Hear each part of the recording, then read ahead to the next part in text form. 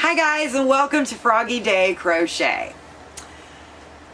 Isn't this shawl just gorgeous with all the different color changes?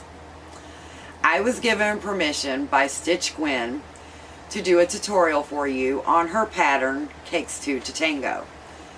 This pattern can be found on Ravelry, and it is available in English, Dutch, and French if I'm not mistaken. I will clarify that in the link below.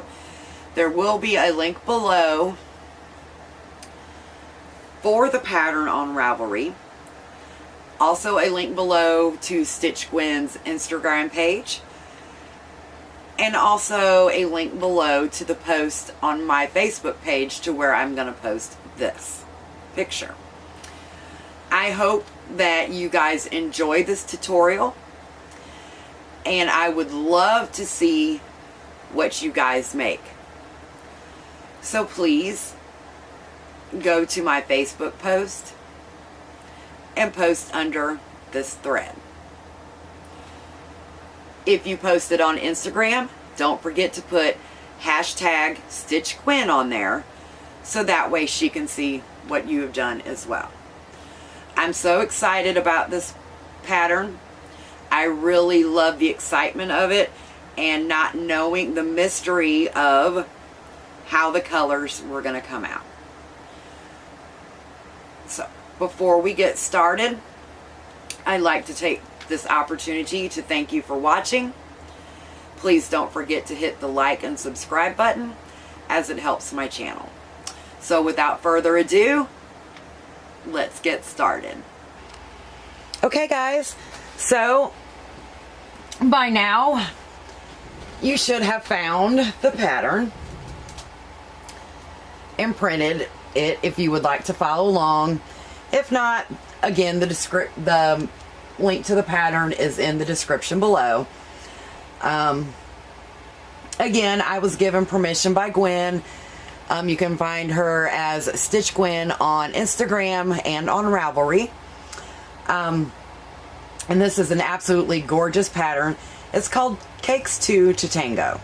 So basically you're using 2 color cakes to create this different color effect here. And I think it's absolutely gorgeous. Absolutely brilliant pattern. So I have chose to use the mandala cakes. I'm going to be using this color right here, which is called Dreamscape. It's absolutely gorgeous. Has the gray and the light pink and then almost a pale pink and then goes to the darker and the gray. I'm going to be using that as my color A. As my color B, I'm using Spirit. See if it will autofocus there for you. And this is a gorgeous blue and teal color with some gray and darker blues. So I'm going to set them off to the side so that way the camera does not focus on that while we're starting our project. Okay, so let's get started. I'm going to go ahead and set this pattern off to the side. Again, the link is in the description so that you can print it yourself. I have went ahead and pulled out the middle of these yarn cakes because you know how that can be, right? Okay, so the first thing we're going to do is make a slip stitch. I like to leave a long tail. That's just a personal preference. We are going to chain 3. And we're going to join in the first chain to make a ring. Now, all in the ring, we are going to do 2 half double crochets,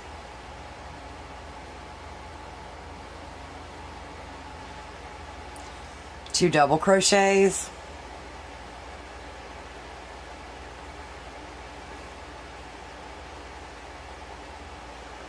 1 treble crochet,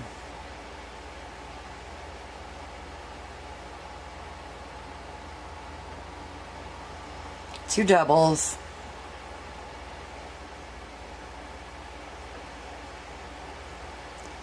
and finally 2 half double crochets. And this is what you have at this point.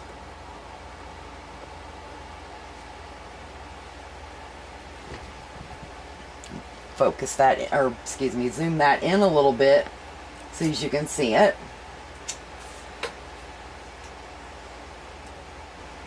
So basically this is what you have at this point. I know it probably looks a little awkward, but it will make sense soon.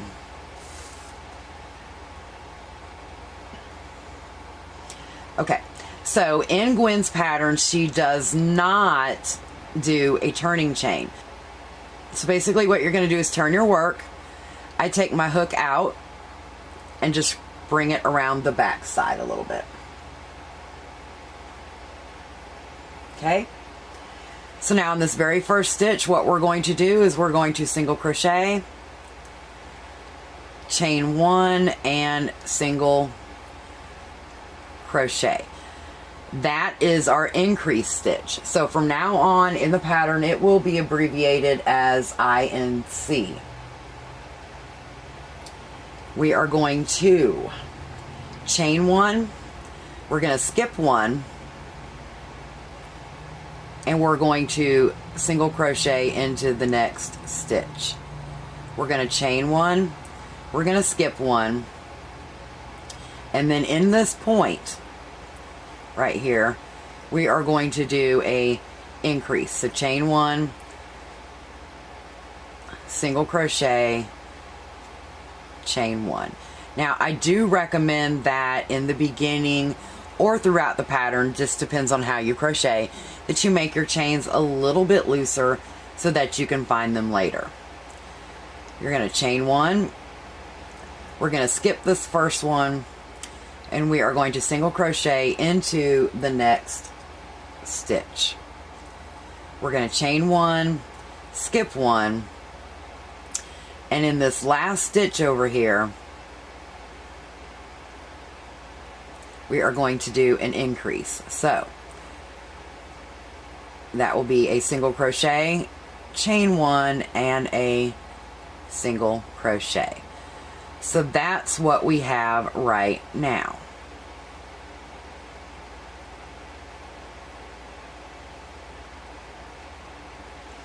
Okay, we are going to turn our work, and from here the stitch pattern is repeated, and it should become a little bit easier for you at this point. So now what we're going to do is look for that first single crochet. That first chain. So in that chain space, we are going to single crochet, chain 1, and single crochet. That is our first increase. Chain 1. In the next chain space, we're just going to simply single crochet. Chain 1, single crochet into the next chain space, chain 1, and now we are back to our corner here, or our point of our triangle, and there we are going to increase. So that is single crochet, chain 1, and single crochet. And then from this point we just continue the pattern up. We chain 1, single crochet into the next chain space, chain 1, single crochet into the next chain space, chain 1, and now at the very last stitch is where we are going to put our next increase. So again, that's a single crochet, chain 1, and a single crochet. So that's what we have right now. As you can see, it's starting to form a triangle. Okay, so we have actually done the first 4 rows. So now it is time to introduce our new color. So we are going to drop color A, and what I'm going to do is put a slip marker, or a stitch marker rather, here into that loop and just pull it down out of the way. Okay? I'm going to pick up my color B. I'm going to turn my work, and I'm going to look for that first chain 1 space, which is right here. So I'm going to bring in my new color. I am going to slip stitch it in, and now we work just like we did on the previous rows. We're going to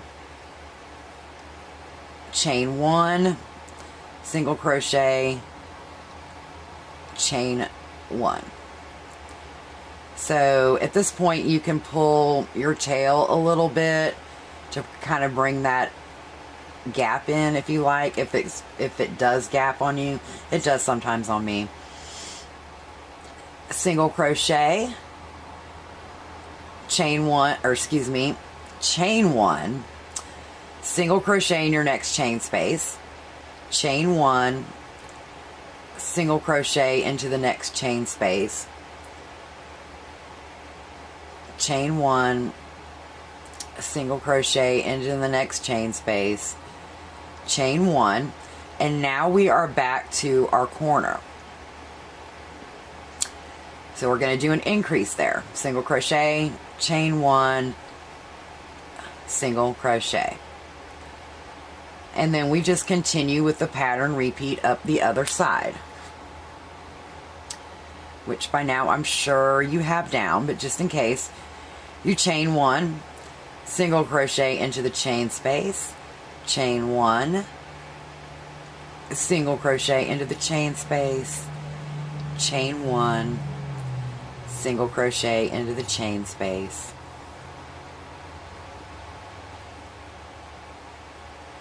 chain 1, and then we're back here to the increase. So again, like I was saying earlier, these are a little bit harder to find at the end, so you need to make your chains a little bit looser if you can. So that's single crochet, chain 1, and single crochet. So this is what we have at this point.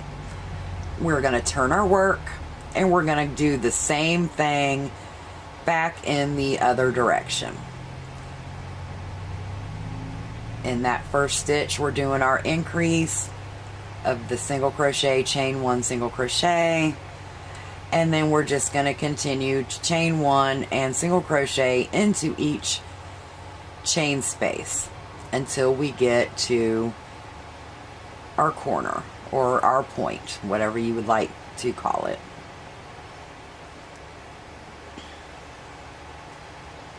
We continue to do that.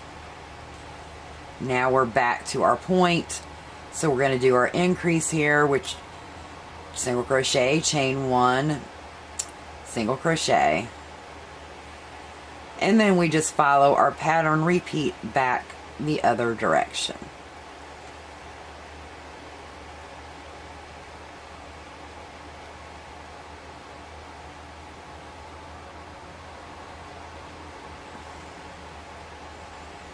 Easy peasy. So we're back here to where we joined our color. We've got to pull that apart just a little bit to find that single crochet. That chain 1 space. And so we're going to do our increase there, single crochet, chain 1, and single crochet. But now we're back to the point where we have to bring our old color back in. So I'm going to pull that loop up, pop that stitch marker off of there, put it on our old color, color B, pop it in there and just set it off to the side. Okay, so this is what you have at this point. So to join our new color back in, what you want to do is get your loop about the same size as your stitch, because you don't want to pull it too tight to where your project will pucker. Just about the right height, okay? And don't worry about the yarn that comes across the top of it. That will be hidden when we do our border at the end. Okay, so let's just push this guy over here off to the side. Let's find our chain 1 space, which is right here. We'll put that yarn, that hook in there. Grab up our new yarn, and we are going to simply make a single crochet. Now see how it goes across the top? That's what I was talking about. Don't worry about that. That will be hidden. And we're going to chain 1, and we are going to single crochet again for our increase. And from here we just continue to do the same thing back and forth. So basically what we're doing is we're going to be going one way with color A and back with color A. We'll change to color B. We'll go one way with B and back with B. So every 2 rows, you'll be alternating your different colors. So that's what causes that color effect. Okay? So I will go with you on 2 more to show you again how to do your color change. By now, I know you probably already know the pattern repeat, but we're going to chain 1, and we're going to single crochet, chain 1, and single crochet into each chain space until we get again to our point.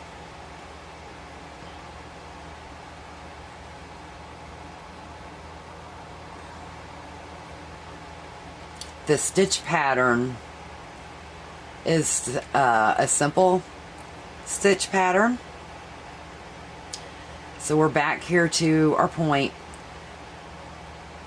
And this is where I say that it's be more beneficial to put a looser chain in there so that way you can find it.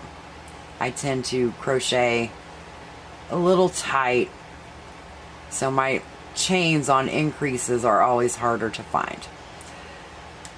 But anyway, as I was saying, this is a simple stitch pattern, but the technique that Gwen came up with for this pattern to use 2 different cakes and watch the colors change and watch them grow together was genius, in my opinion. And it's also exciting because you really don't know what it's going to look like. I mean, you can anticipate it, but until you actually do it, yeah, that's the fun part of it. So again, we're here at the end, and we're going to do our increase. We're going to turn and follow the same stitch pattern back. So in that first single crochet, we are doing our increase again.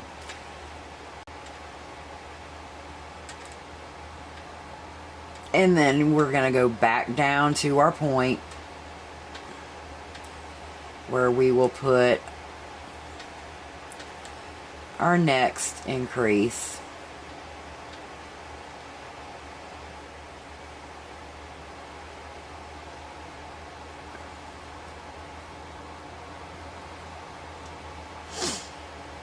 Okay, so again, we're at our point, we're doing our increase, single crochet, chain 1, single crochet, and then we just continue this stitch pattern. And it works up beautifully.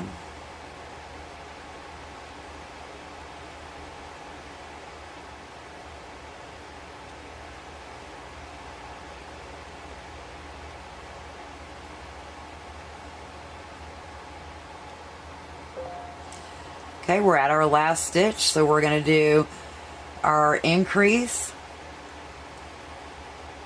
And now it's time to drop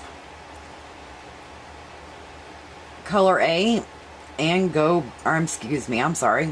Oh yeah, that was color A. Time to drop color A and go back to color B. Again, we're going to turn our work. Flip that over there off to the side so nobody can see it.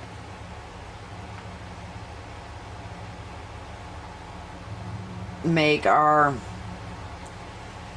stitch about the same size as the other one so it doesn't pucker. Look for that chain one space, which is right there, hidden quite well. And we're just going to continue to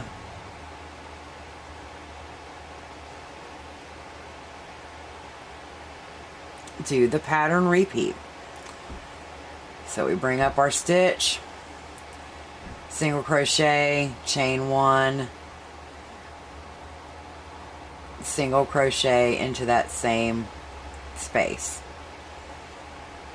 and then continue to do like we have been doing all along.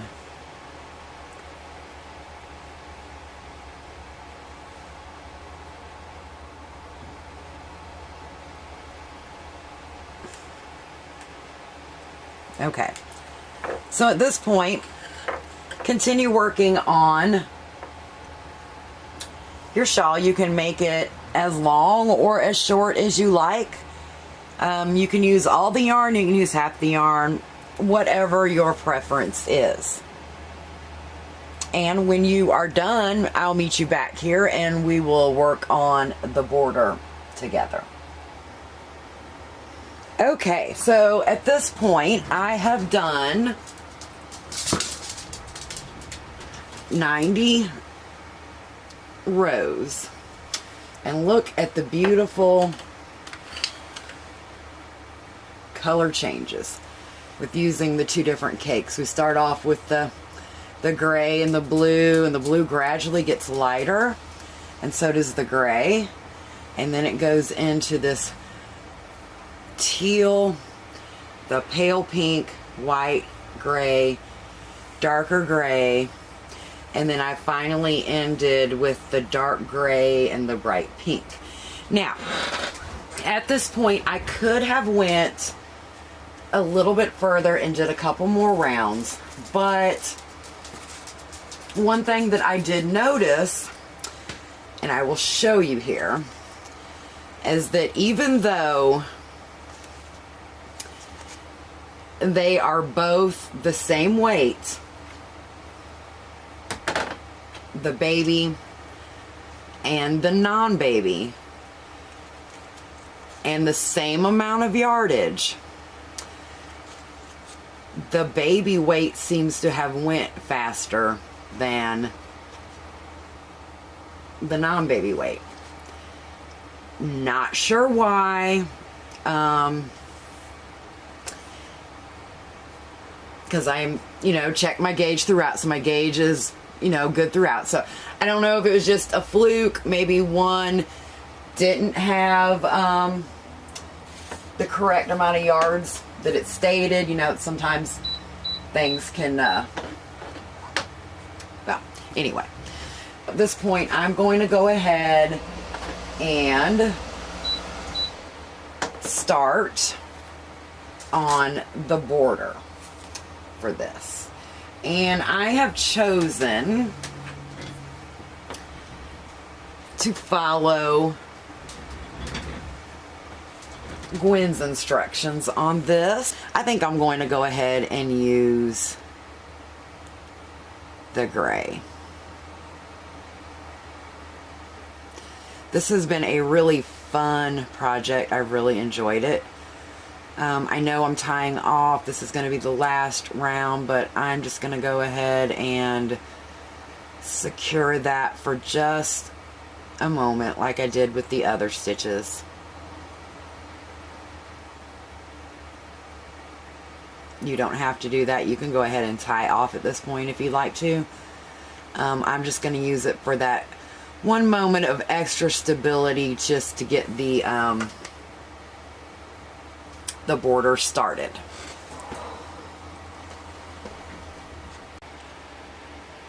Okay, so in order to do the border, it is really truly a simple border, but a beautiful border at the same time. What we're going to do is, just like we've been doing, we're going to bring our yarn back up to the top into the first chain one space. And we're going to single crochet into that chain one space. And now we're going to do a picot. So for this particular pattern, Gwen's picot is a chain 3 and slip stitch into the first chain. So that is what we are going to do right here. So we're going to chain 3, 1, 2, and 3, and then we're just going to slip stitch into that first chain. And that right there is your picot. We are going to single crochet into the chain 1 space. We are going to chain 1,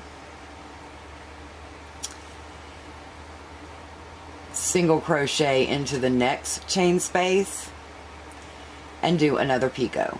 So chain 1, 2, 3, slip stitch into that first chain, single crochet into the next chain space, and chain 1. And that is so cute. Let me zoom in a little bit so maybe you can see those stitches a little easier. So now at this point we're going to repeat. We are going to single crochet into the next chain space. We're going to chain 3, 1, 2, 3. We're going to slip stitch into the first chain to make our picot.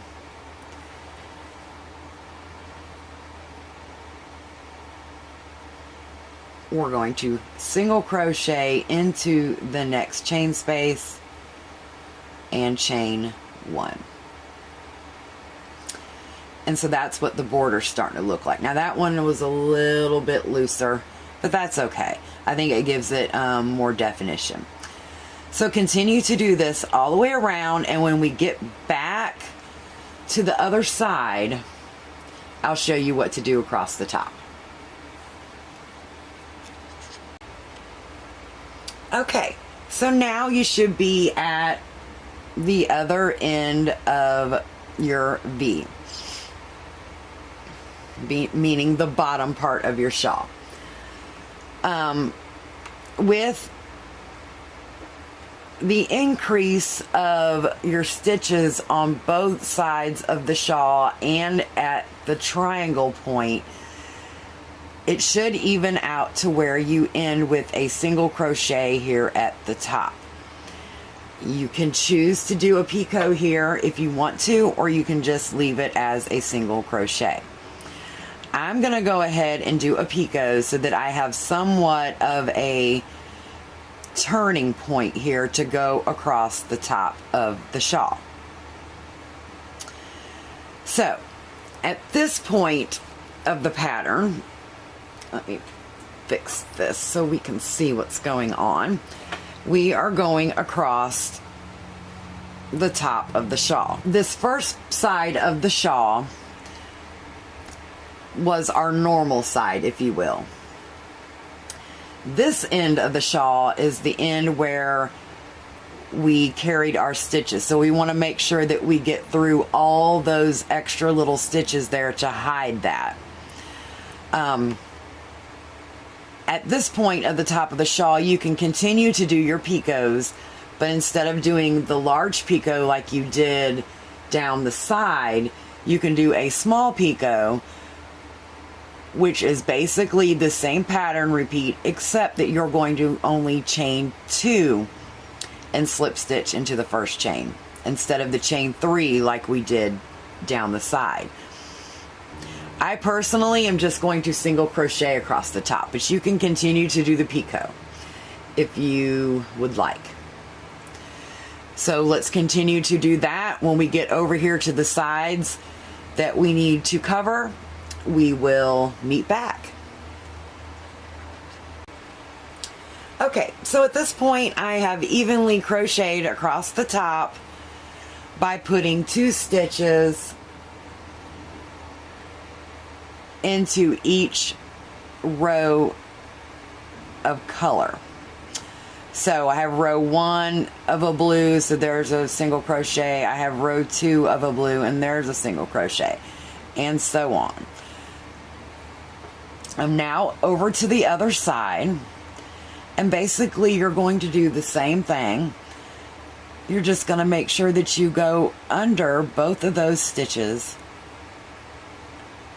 so that it hides that picked up stitch really nicely.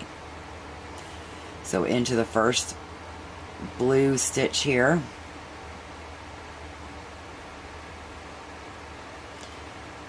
And sometimes, you know, it's tricky to get into the rows, the side of the rows. So we're here into that first stitch and we're going right over that gray, and then we're going to go do the same thing onto the other end of the blue row and right over the top of that. So basically we are just hiding all of these things to make it look even. Now remember to try to keep your tension loose across the top so that way it doesn't pucker. And once you've done that, tie off all your ends, and congratulations, you have completed Cakes 2 to Tango by Stitch Gwen.